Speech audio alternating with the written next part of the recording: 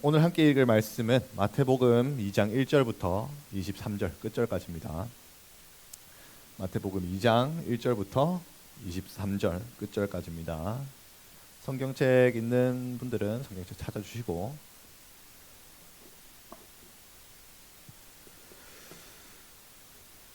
네, 그러면 다 찾은 줄 알고 저 한 절, 여러분 한 절 이렇게 교도하도록 하겠습니다. 2장 1절 읽겠습니다. 헤롯 왕 때에 예수께서 베들레헴에서 나심에 동방으로부터 박사들이 예루살렘에 이르러 말하되,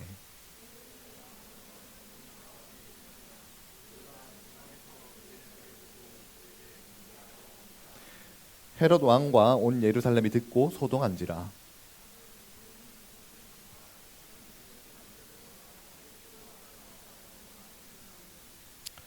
이르되 유대 베들레헴이오니 이는 선지자로 이렇게 기록된 바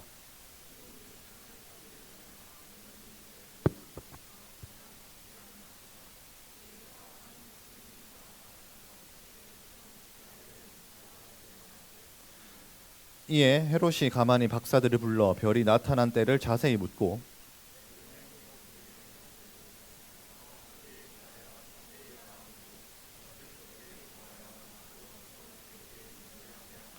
박사들이 왕의 말을 듣고 갈새 동방에서 보던 그 별이 문득 앞서 인도하여 가다가 악이 있는 곳 위에 머물러 서 있는지라.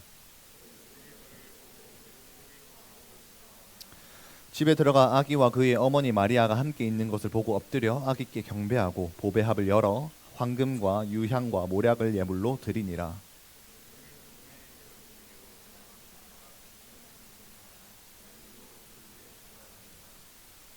그들이 떠난 후에 주의 사자가 요셉에게 현몽하여 이르되 헤롯이 아기를 찾아 죽이려 하니 일어나 아기와 그의 어머니를 데리고 애굽으로 피하여 내가 내게 이르기까지 거기 있으라 하시니,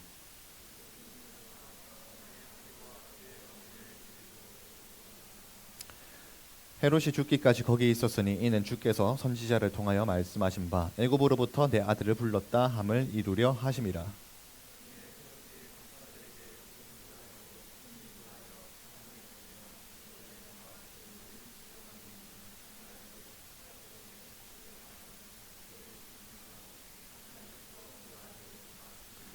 이에 선지자 예레미야를 통하여 말씀하신 바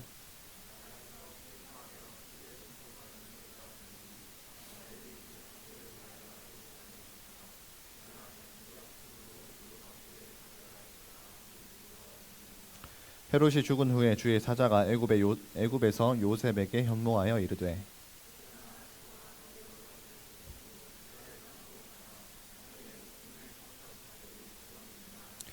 요셉이 일어나 아기와 그의 어머니를 데리고 이스라엘 땅으로 들어가니라.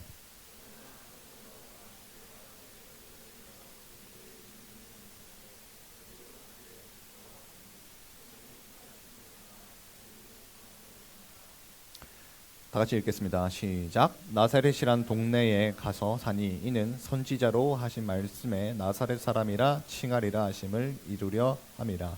아멘.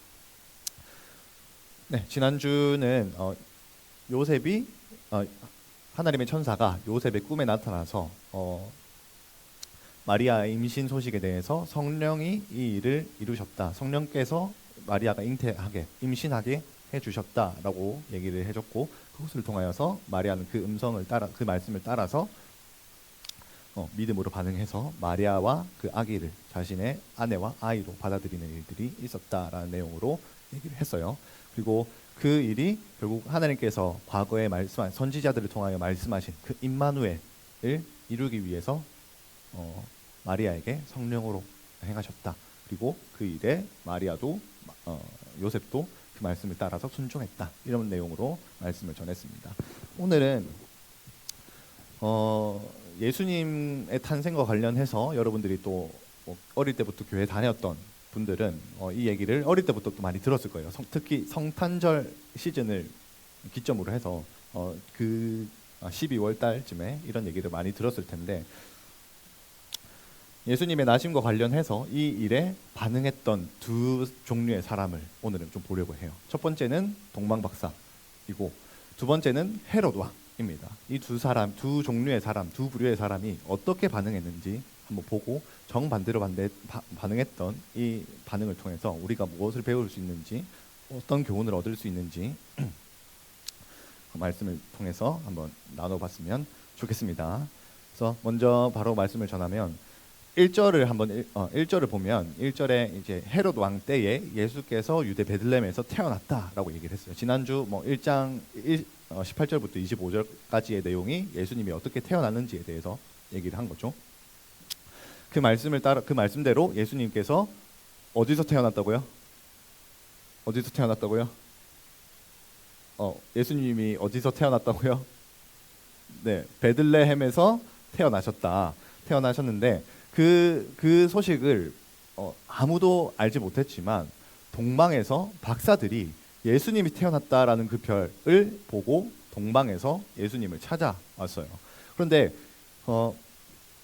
우리가 동방박사라고 하면 그 이미지가 떠오르는 게 있지 않나요?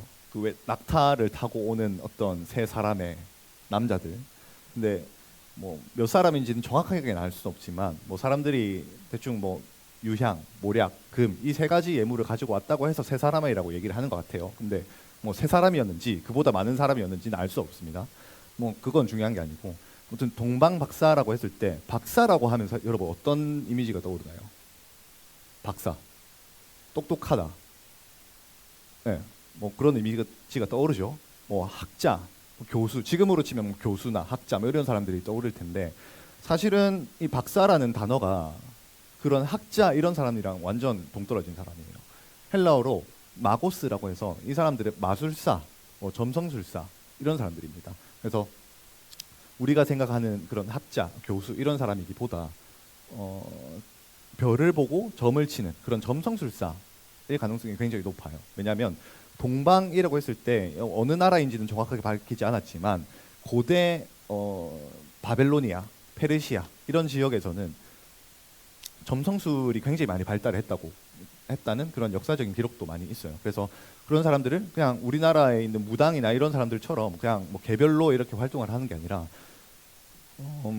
그 점성술사나 주술사나 이런 사람들 중에서도 좀 특별히 능력이 있고 능력이 있는 사람들 그런 사람들을 관리로 채용을 해서 고급 관리로 그 사람들이 국가 공무원 고위직으로 일을 했던 사람입니다. 그러니까 점성술사가 왕의 신하로서 일을 했던 사람들이다. 그래서 이 사람들 동방박사들은 그냥 일반 학자 이런 사람들이 아니라 동방에 있는 어떤 나라의 점성술사인데 점성술사로 한 왕의 신하로서 고위 공무원의 역할을 했던 사람들이다라고 이해를 할 수가 있어요. 그 사람들이 별을 보다가 어느 순간 갑자기 뭔가 어떤 별이 나타났는지 모르겠는데 별을 보고 이건 왕의 별이다. 이러면서 그 별을 따라서 계속 오다 보니까 이스라엘까지 온 거예요. 그래서 이스라엘까지 오게 된 거죠. 근데 이스라엘의 수도가 바로 예루살렘이었기 때문에 예루살렘에 이르렀다라고 얘기를 하고 있습니다. 그래서 예루살렘으로 가서 왕에게 물어본 거죠. 왕이시여, 헤롯 왕이시여, 우리가 왕이 별이 뜬 것을 보고 여기까지 왔습니다. 그러니 유대인의 왕이 태어났으니 유대인의 왕이 어디 있는지 우리에게 좀 알려주세요. 우리가 가서 그 왕에게 경배하겠습니다. 라고 이제 2절에서 이야기를 하고 있는 것이죠. 그러면서 이제 3절을 보면 3절에서 이 얘기를 듣고 헤롯이 이제 깜짝 놀랐습니다. 3절을 짧으니까 읽을 필요는 없을 것 같네요. 헤롯 왕과 온 이스라엘이 듣고 소동했다라고 얘기를 하고 있어요. 소동했다라는 뜻이 쉽게 말하면 우리가 이해하기 쉬운 단어로 표현을 하자면 멘탈이 나갔다, 멘탈이 깨졌다, 멘붕이 왔다 이런 의미예요. 그러니까 헤롯이 왕이었는데 자신이 버젓이 살아있는데 유대인의 왕이 태어났대요. 여기서 그러면 내가 왕인데 누가 또 새로운 왕이 태어나? 이렇게 여기서 1차 멘붕이 왔고, 두 번째로 헤롯은 유대인이 아니었어요. 이스라엘에 주로 살고 있던 사람들이 누구였죠? 이스라엘에 주로 살고 있었던 민족이 어떤 민족이었죠? 어떤 민족? 네, 이스라엘에 살고 있던 사람들은 유대인이었어요. 유대인. 그런데 유대인이 살고 있던 나라의 왕이 당연히 유대인일 거라고 생각을 할 수 있겠죠. 우리나라 대통령이 되려면 대한민국 국적이 있어야겠죠. 뭐 중국 사람, 일본 사람 이런 사람이 대통령이 될 수 없는 것처럼, 그러니까 상식적으로 유대인의 나라라면 유대인이 왕이 되는 게 맞겠는데, 근데 헤롯은 유대인이 아니었어요.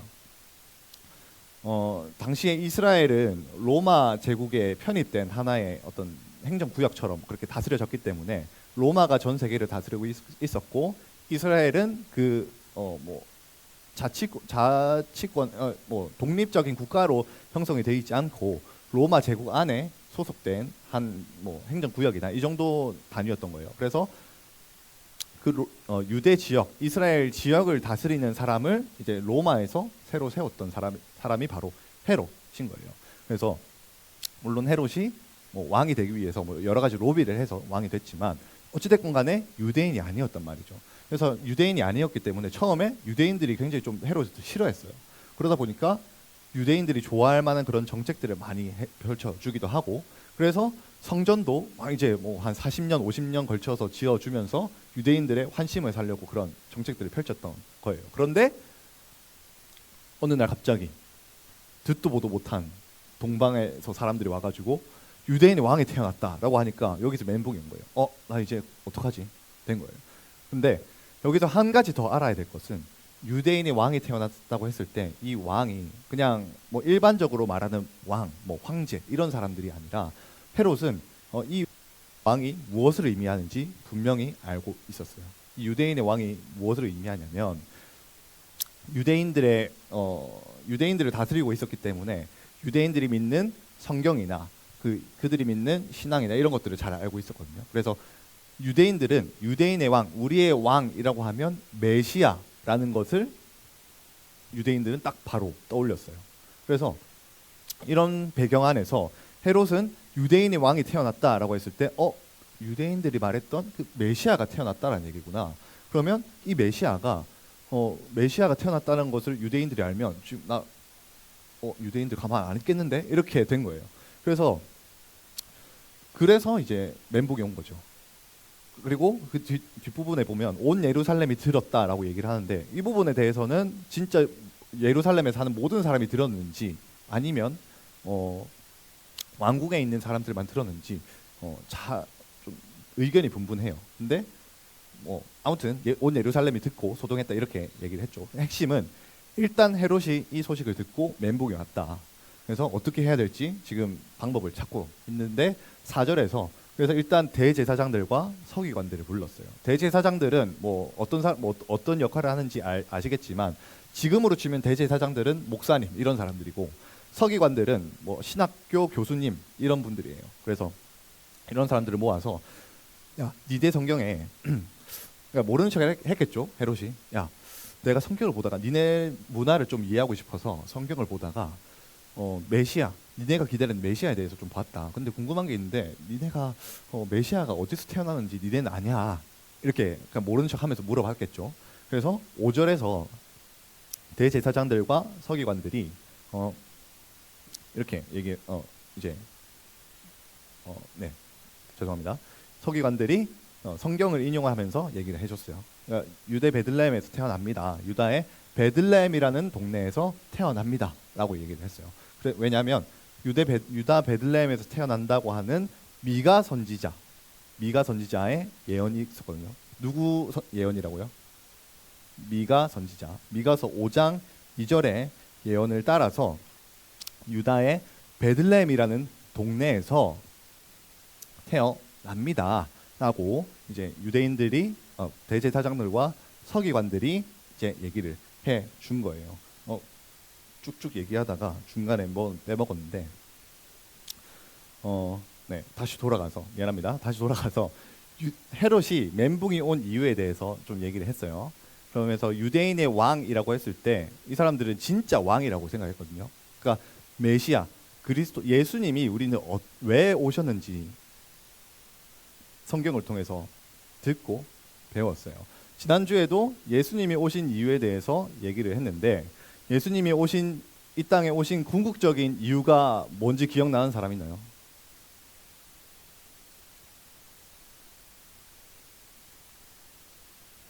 아무도 없나 보네. 자, 지난주 말씀을 토대로 얘기를 하자면 몇 절이냐?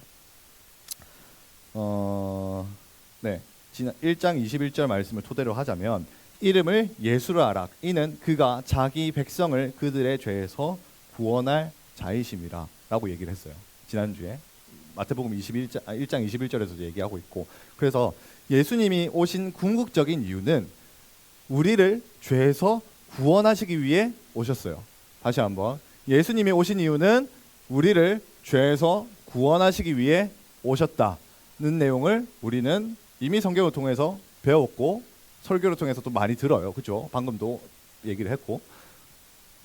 그러니까 우리가 생각하는 예수, 우리가 생각하는 그리스도는 뭐 일반적인 진짜 왕, 뭐 그런 지도자가 아니라 우리를 죄에서 구원해 주시는 분이시고 그 우리를 죄에서 구원하시기 위해서 우리 죄를 대신해서 십자가에 죽어 주신 분이라는 것을 우리는 알아요. 근데 유대인들은 그걸 몰랐어요.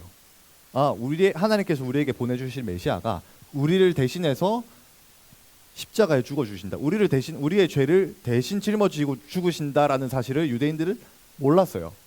왜냐하면 성경이 그렇게 친절하게 예수님에 대해서, 메시아에 대해서 설명하고 있지 않아요. 마치 뭐 여러분들 시험 기출문제 막 따로 모아놓은 그런 문제집이나 수능 기출문제집, 뭐 모의고사 기출문제집 이런 것처럼 성경이 메시아에 대해서 뭐 메시아는 첫 번째 이런 분이고 두 번째 이런 분이고 이렇게 정리를 해놓지 않고 그냥 뭐 어떤 책에 막 찔끔 써놓고 또 다른 책에 찔끔 써놓고 그렇게 산발적으로 기록되어 있었기 때문에 유대인들이 메시아 그리스도가 어떤 분인지에 대해서 알기는 참 어려웠어요.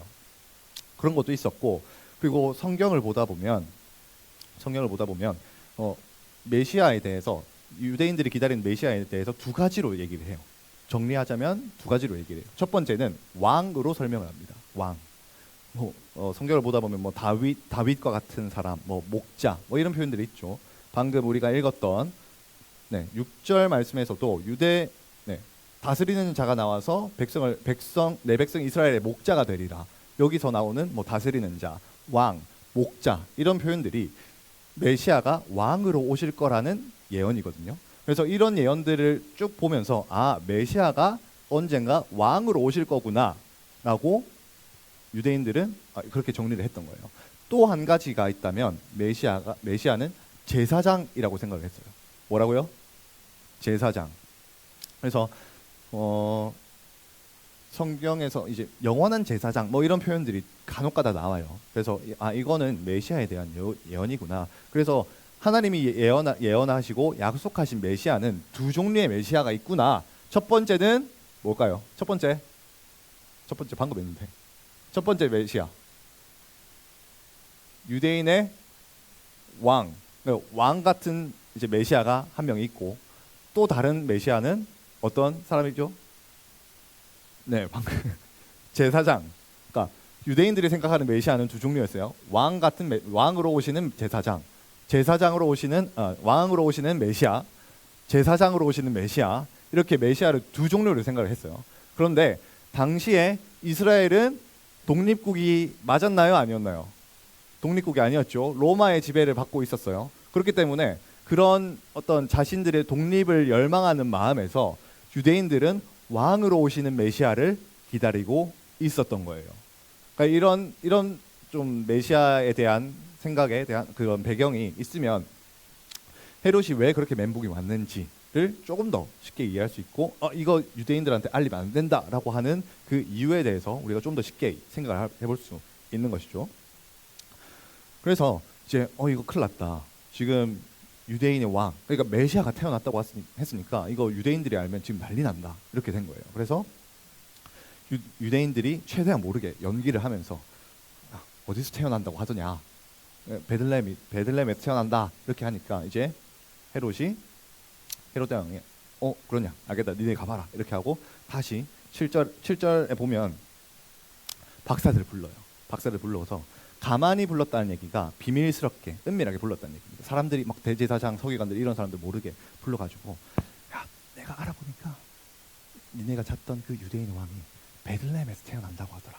그러니까 니네가 조용히 가가지고 알아보고 니네가 찾던 그 유대인의 왕을 찾으면 사람 보내가지고 나한테도 좀 알려주라.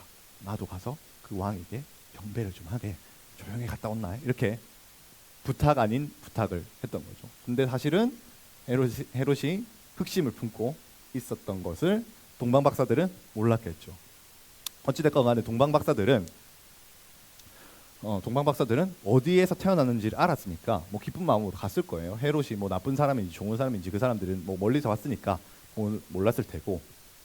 그래서 궁전을 나가서 보니까 자기들이 쫓아왔던 자신들이 인도했던 그 별이 하늘에 떠 있는 걸 보고 그 별을 또 따라가기 시작했고, 그 별을 따라서 가다 보니까 베들레헴에 도착을 했고, 그 별이 그 예수님이 있는 그 집 위에 멈춰 섰다라고 얘기를 해요. 여러분 이 장면이 상상이 가시나요?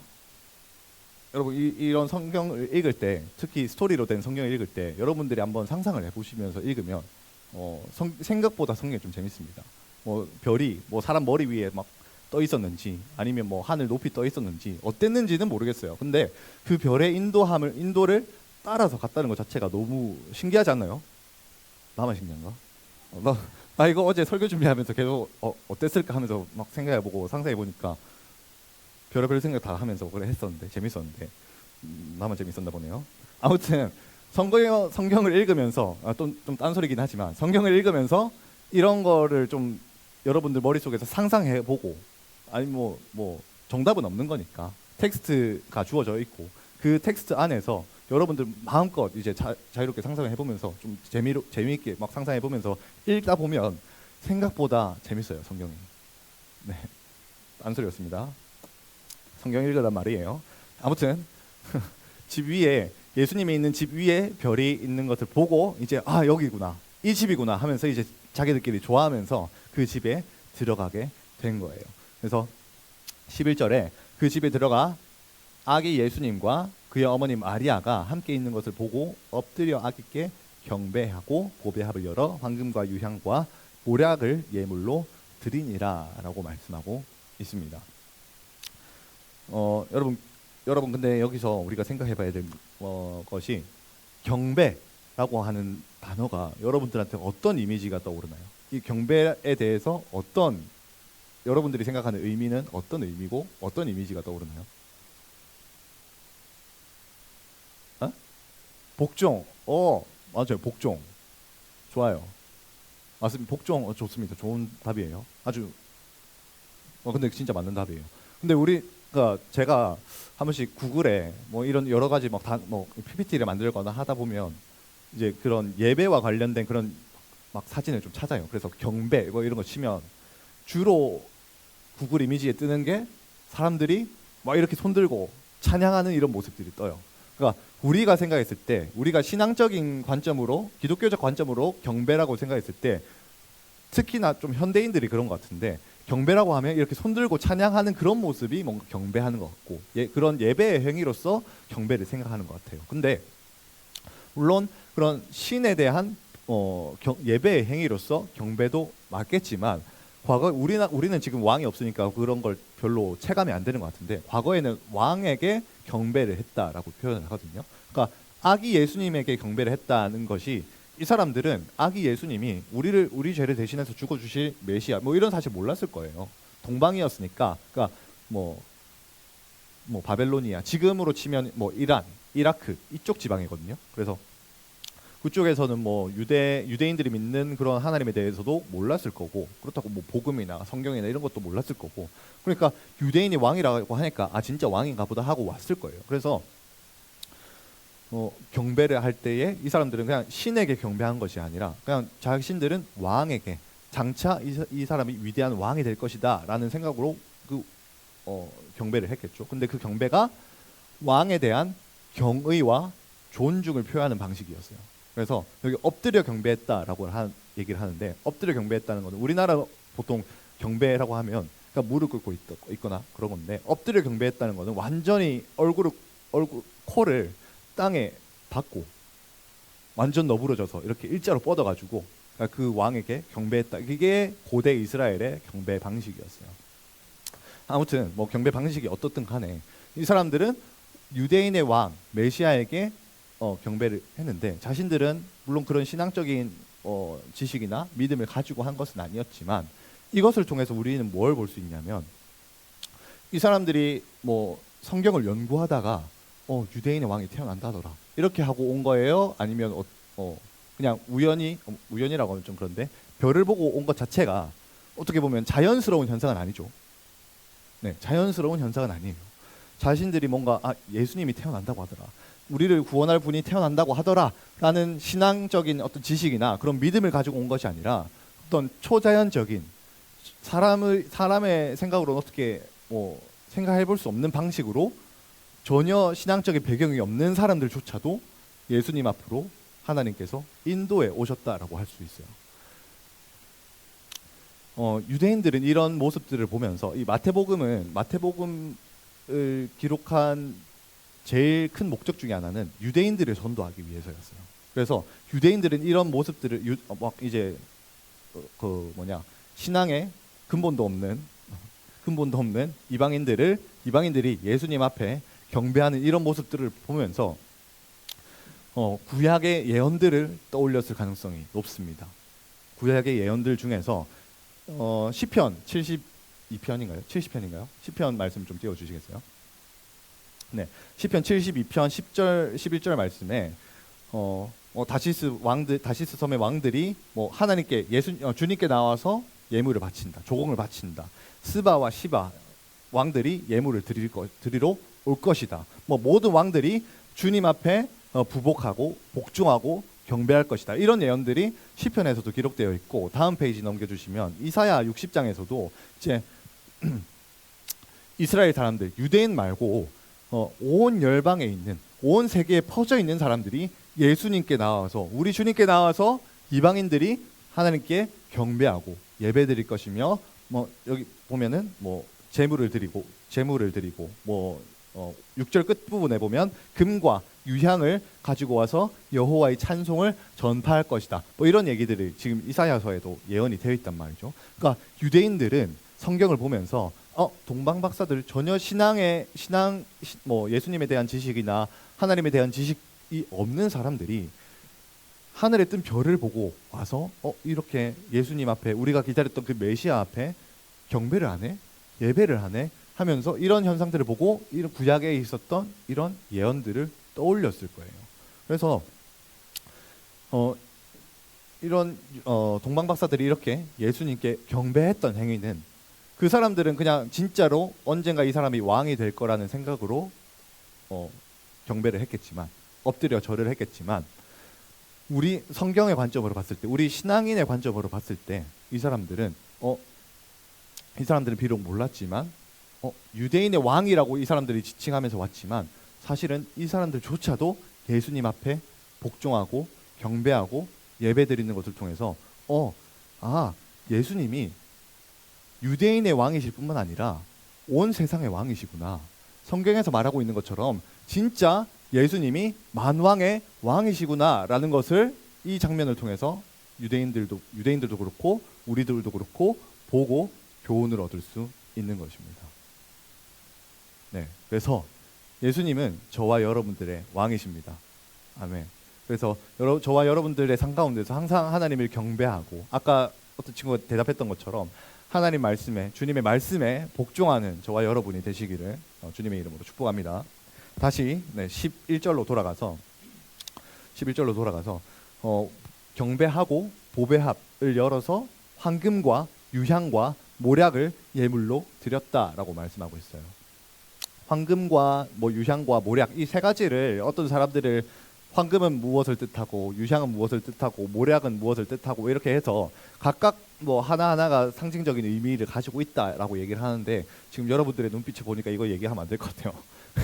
그래서 근데 제가 봤을 때 이거 하나하나 각각 상징적인 의미가 있긴 하지만, 그걸 알면 좋기는 해요. 알면 좋기는 하지만 굳이 지금 이 동방박사의 스토리 안에서 이걸 굳이 따로 각각 상징적인 의미를 풀 필요는 없고, 동방박사가 예수님 앞으로 나온 이유는 분명해요. 예수님이 왕이시니 우리가 이분께 경배를 드리러 왔습니다. 이것이 이 동방박사들이 이곳까지 온 목적이에요.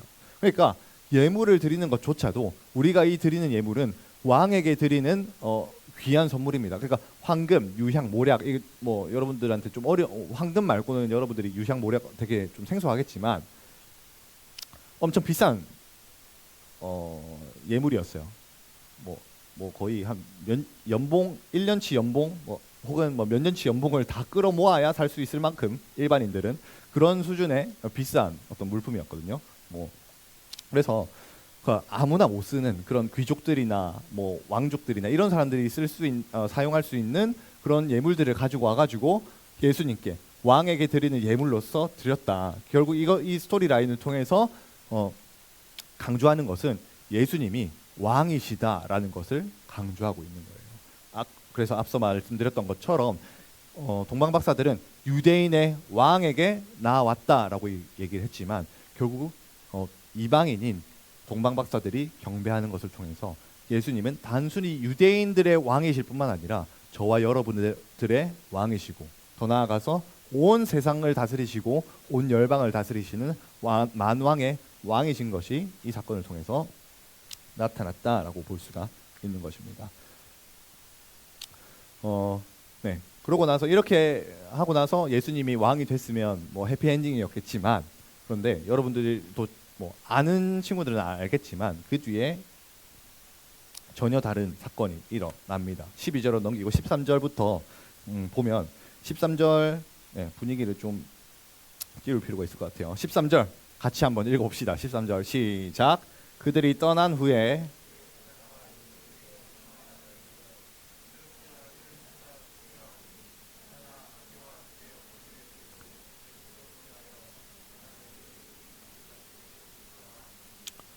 동방 박사들이 떠나고 나서 천사가 다시 요셉에게 꿈에서 나타났습니다. 그래서 천사가 헤롯이 이 아기를 찾아 주기를 한다. 그러니까 빨리 니는 일어나서 여기 자지 말고 빨리 일어나서 자지 말고 자는 사람 없죠? 자지 말고 일어나서 빨리 애굽이 이집트예요. 이집트로 피신해라라고 이제 천사가 꿈에서 얘기를 해준 거예요.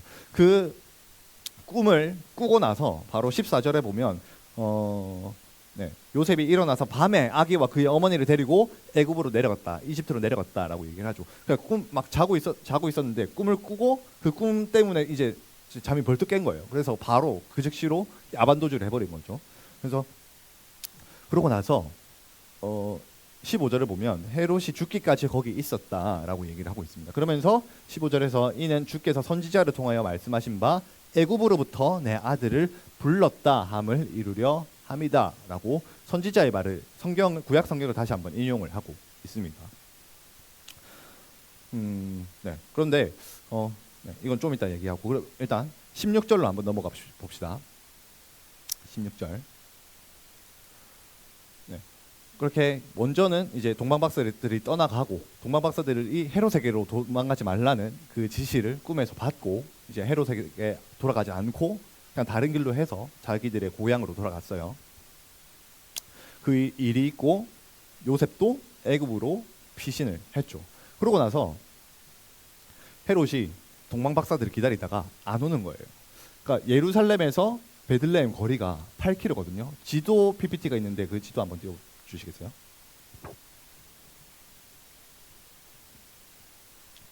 이렇게 보니까 보이나요? 뒤에는 잘 안 보이겠네. 다음에 좀 더 크게 해야겠다. 아무튼 저기 빨간 줄로 그어져 있는 데가 예루살렘이랑 베들레헴의 거리예요. 이렇게 보니까 별로 티는 안 나는데 실제 거리가 한 8km 정도밖에 안 됩니다. 8km. 지금 8km면 걸어서 가는데 한 몇 시간 걸리긴 하겠지만 그래도 하루면 충분히 왔다 갔다 하고도 남을 거리긴 해요. 좀 힘들긴 하겠지만. 그러니까 뭐 헤롯이 처음에 동방 박사들 보내서 하루가 지났어. 안 오네. 그래 하루 정도 그래 거기서 좀 더 있는갑다 이러고 있었어. 이틀이 지났어. 이틀이 지나도 안 와. 임마도 길을 잊어버렸나? 뭐 그때 뭐 카카오 맵이 있어요. 네이버 지도가 있어요. 뭐가 있어요. 그러니까 얘네들이 초행길이니까 길을 잊어버렸는가 보다. 이러고 한 이틀 정도 기다렸어. 그래서 3일째부터 이제 점점 이제 빡이 치는 거죠. 임마도 왜 일 안 오노? 내가 왕인데 왕의 말을 무시해도 되나 이러면서 막 이제 슬슬 이제 빡이 치고 있었어요. 그럼 며칠을 기다렸는지는 모르겠어요. 근데 제가 봤을 때 아무리 길어봤자 일주일 기다렸을 것 같아요. 그러니까 하루길밖에 안 되는 이 거리를 계속 안 오니까 한 일주일 정도, 제가 생각했을 때는 한 일주일 정도 기다렸을 것 같은데, 기다리다가 안 오니까 아, 입맛을 쬐구나 그렇게 생각하고, 아 그러면 아 입맛 쬐으면 일단 어쩔 수 없고, 짠 건 어쩔 수 없고, 열받는 건 어쩔 수 없지만, 그러면 유대인의 왕을 어떻게 죽일까 하면서 고민을 하다가, 오케이, 그러면 그 유대인의 왕이 누군지 모르니까, 그러면 그 지역에 있는 애들 다 죽이자 된 거예요.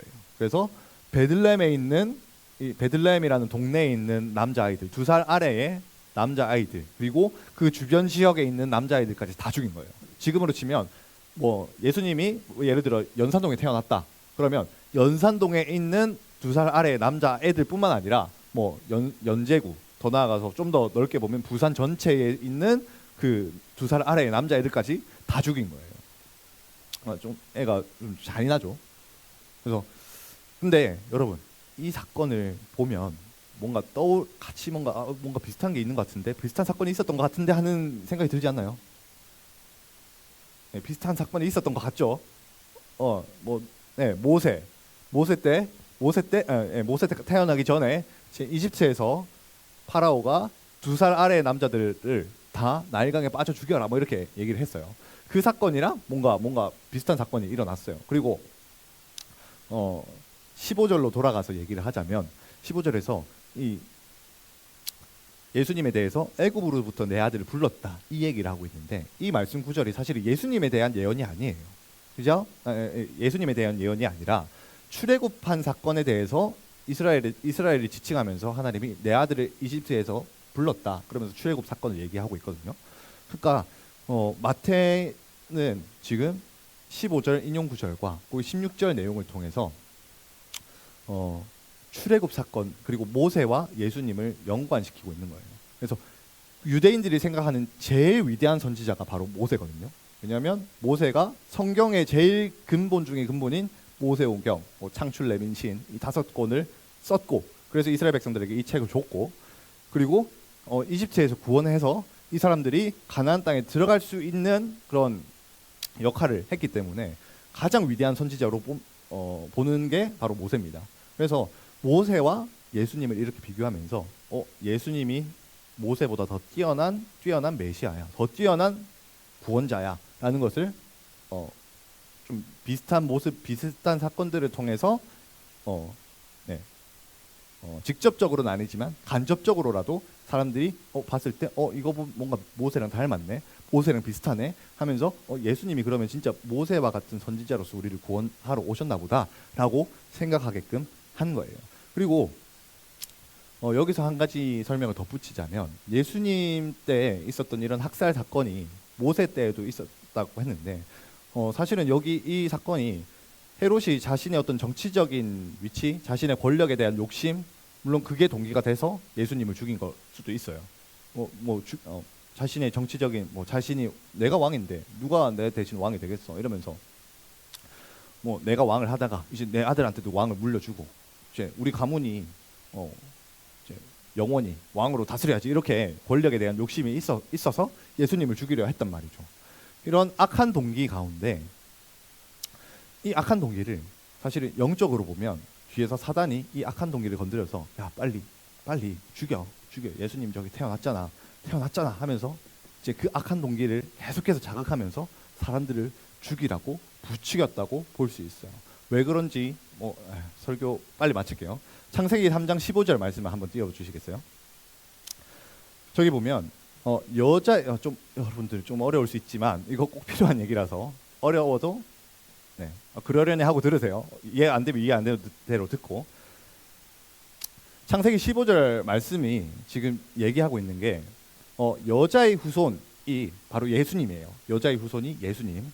여자의 후손이 네 머리 하는데, 여기서 네 머리는 뱀의 머리입니다. 네가 누구냐면 뱀입니다. 뱀. 성경 창세기에서는 뱀으로 나타나는데, 사실은 이 뱀은 진짜 동물 짐승 뱀이 아니라 사실은 사탄을 의미해요. 사탄. 그래서 사탄의 머리를 상하게 할 것이요, 그 뱀 너는 그 여자의 후손 예수님의 발꿈치를 상하게 할 것이다. 이게 뭐냐면 그 너의 뱀이 여자의 후손 예수님의 발꿈치를 상하게 한다는 것은 실제로 역사적으로 예수님이 십자가에 달려 죽는 사건으로 나타났어요. 그렇다면 예수님이 뱀의 머리, 사탄의 머리를 깬 것은 예수님이 십자가에 죽으셨지만 하나님이 예수님을 다시 살리셨죠. 예수님을 죽였지만 죽음조차도 예수님은 이겨내셨어요. 하나님께서 예수님을 다시 살리셔서 죽음조차도 예수님을 어떻게 할 수 없게끔 사단이 그 죽음으로 예수님을 이제 이기려 했지만 사단이 졌단 말이죠. 죽음이 예수님의 부활로 인해서 깨어졌고, 그렇게 사단이 예수님께 졌다. 이렇게 좀 어려운 표현인데, 아무튼 예수님이 다시 살아나신 것을 통해서 사단이 완전히 예수님과의 전쟁에서 졌다라는 표현을 하는 게, 그걸 예언하는 게 바로 이 창세기 3장 15절 말씀입니다. 그런데 뱀이 여자, 그러니까 사단이 예수님을 죽이려고 한 사건이 그저 십자가에서 죽이려고 했던 그 사건, 그 한 번만 있는 게 아니에요. 방금 우리가 읽었던 것처럼 헤롯을 통해서 예수님을 죽이려 했던 이 시도 역시도 어떻게 보면 뱀이 여자의 발꿈치를 물어서 예수님을 죽이고, 이 세상 가운데 이 세상에 예수님이 우리 죄를 사는 그 대속의 죽음을 죽지 못하도록 예수님의 일을 방해하고 하나님의 일을 방해하려고 사단이 헤롯의 그 악한 동기를 사용해서 역사를 했다, 이렇게 볼 수 있는 것이죠. 그래서 급하게 좀 마무리해야 될 것 같은데, 뒤에 내용은 사실 별거 없어요. 뒤에 내용은 별거 없고, 그렇게 앞에서 봤던 것처럼 동방 박사들은 신앙은 없었지만, 그런 지식은 없었지만 하나님의 뜻 안에서 이 사람들은 예수님을 경배하고 예수님을 예배하는데 나아왔어요. 그렇게 그 사람들은 쓰임 받았고, 그것을 통해서 예수님이 어떤 분이신지, 이분은 유대인의 왕이실 뿐만 아니라 만왕의 왕이시고 우리의 왕이시구나, 모든 민족의 왕이시구나 라는 것이 동방 박사들을 통해 드러났다면, 헤롯을 통해서는 물론 헤롯의 어떤 욕심과 권력욕과 이런 악한 동기가 있었지만, 그것을 통해서 사단이 그를 사용함으로써 하나님의 뜻을 대적하고 예수님을 죽이려는데 사용되고, 그렇게 하나님의 뜻을 대적하는데 쓰임 받았던 사람이 바로 헤롯이다. 다시 말해서 하나님의 예수라고 하는, 또 예수께서 이 땅에 우리를 구원하시기 위해서 오셨다는 그 하나님의 뜻 앞에 전혀 다른 두 반응을 하는 사람들이 있었다. 동방 박사들이 있었고, 하나님의 말씀에 순종함으로 반응했던 동방 박사들이 있는 반면, 자신의 악한 동기, 욕심을 따라서 행동하면서 하나님을 대적하는 사람들이 있었다라는 거예요. 그럼에도 불구하고 하나님은 그 예수님을 지키시고, 더 나아가서 예수님이 다시 한번 애굽 땅에서 이스라엘 땅으로 돌아오시도록 인도하시고 지켜보호하시고, 그 뒤에 헤롯이 죽은 게 예수님이 태어난 그 같은 해에 죽었어요. 그러니까 지금 동방 박사가 찾아온 그 시점부터 요셉이 이집트로 피난하는 그 시점, 그리고 헤롯이 베들레헴에 있는 사람들을 학살한 시점, 그리고 헤롯이 죽은 시점, 그 모든 사건이 1년 안에 일어난 사건입니다. 그러니까 시간적 간극이 그렇게 멀지 않아요. 그렇게 악하게 쓰임 받았던 헤롯은 결국에는 그 죽음이 질병으로 죽었거든요. 지금은 뭐 대장암이란나, 아무튼 그런 병으로 죽었다고 전해지고 있어요. 그러니까 물론 우리 주변에서 그렇게 하나님을 대적하는 사람들이 있을 수 있고, 하나님의 뜻에 거스르는 사람이 있을 수 있어요. 그 사람들이 당장에 하나님을 거스른다고 해서 당장에 심판을 받고 죽임 당한다, 그런 의미는 아니겠지만, 그럼에도 불구하고 우리는 이 동방 박사와 헤롯을 통해서 우리가 어떻게 반응해야 되는지, 어떻게 하나님의 말씀 가운데, 저와 여러분들의 삶 가운데 주어진 그 하나님의 말씀 가운데 어떻게 반응해야 되고, 어떻게 하나님 말씀에 순종해야 될지, 그리고 하나님 말씀에 대적하는 사람들이 왜 대적을 하고 그 사람들의 결말이 어떤지에 대해서 오늘 말씀을 통해서 여러분들이 더욱더 알아가는 시간이 되었으면 좋겠습니다. 그렇게 예배팀 나와주시고요. 그래서 오늘 말씀을 통해서 저와 여러분들의 왕이 예수 그리스도이심을 다시 한번 고백하는 시간 되었으면 좋겠고, 더 나아가서 동방 박사들이 예수님 앞에 반응했던 것처럼 그렇게 우리가 믿음으로 하나님 앞에 순종함으로 반응하는 저와 여러분 되었으면 좋겠습니다. 그래서 네, 시간이 많이 지났지만 한 가지만 같이 기도하고 마무리했으면 좋겠습니다. 그래서 한 가지 같이 같은 기도 제목으로 기도하실 때에 하나님, 우리가 오늘 말씀을 들었습니다. 하나님 말씀 앞에 완전히 부복하며 주님을 경배하러 나왔던, 하나님 뜻에 쓰임 받았던 동방박사들이 있었고, 자신의 욕심과 자신의 악한 동기로 인해서 하나님을 대적하고 하나님 뜻에 거슬렀던 헤롯 대왕이 있었습니다. 하나님, 이 두 사람을 통하여서 우리가 어떤 삶을 살아야 할지 깨달을 수 있는 지혜를 주십시오. 우리가 어떤 삶을 선택하며 살아야 될지 하나님 우리에게 지혜를 주십시오. 이 시간 우리에게 하나님 더욱더 믿음을 주셔서 우리가 어떤 삶을 사는 것이 하나님 뜻대로 살아가는 것인지 깨달아 알 수 있는 은혜 허락하여 주옵소서. 함께 기도하시며 나아가시겠습니다. 기도하시겠습니다. 주님 감사드립니다.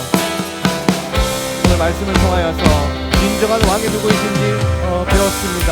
하나님, 주님만이 우리 왕이십니다. 오직 예수 그리스도만이 우리의 왕이신 것을 우리가 배웠습니다.